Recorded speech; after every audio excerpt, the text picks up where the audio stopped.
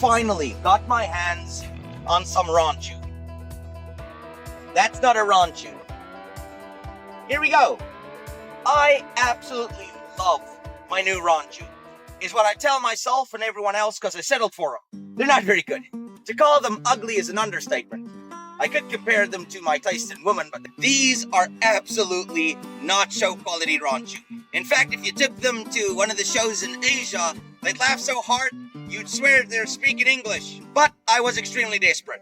I have been struggling to get my hands on ranchu, having issues with importing and trying to arrange with my investors, my only investor, my father. It's been a nightmare. I went to visit a buddy of mine yesterday. He told me he doesn't really want to sell me ranchu, but he likes helping the mentally infirm. And so we bought these. I highly doubt that I'd be able to produce show quality animals from these fish. I got them to produce genetic abominations. I just want to see how much I can get away with before God decides to send a second flood. I really think we need another one of those. I'm tired of you people, especially Clarence. I don't know what he ever did to me, but he looked at me cross-eyed once and that just set me off. Now, in all honesty, these guys are not that bad. Not show champions, of course, in any stretch of the imagination, but they are perfectly fine what I need them for. This one's back is a little bit flatter than I would like. Has a little bit of a dent in it as well, as you can see. Not a perfect back. The wing growth looks fairly not too bad, not too good.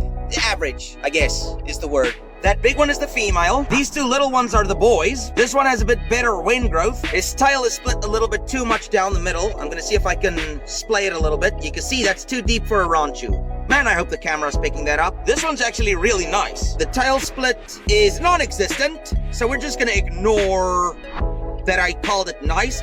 But what I do like is the tail shoulders being more splayed. I can work with that. What I also like is that the tail is going down a bit more. I don't want a straight tail because that would just result in a straight back.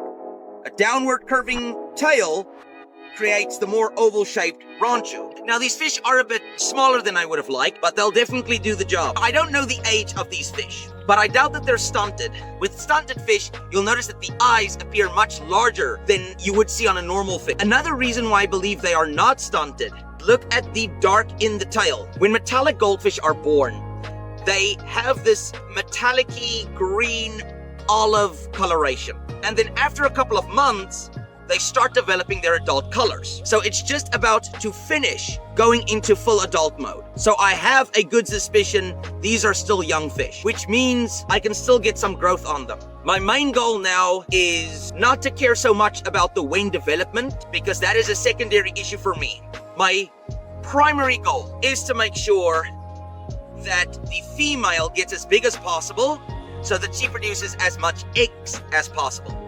And of course, the little boys, they are producing seed right now, but a bigger fish has more nut. The person who wants to raise a ranchu has to strike a balance between giving the fish clean enough water to grow enough in size, but also have them in water that is not as hyper clean, as that would motivate the wing to grow more. Look at that tail. This is a fish that is extremely reminiscent of the Osaka ranchu. I'm tired of you people.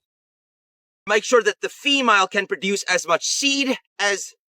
Yeah, that's how that works.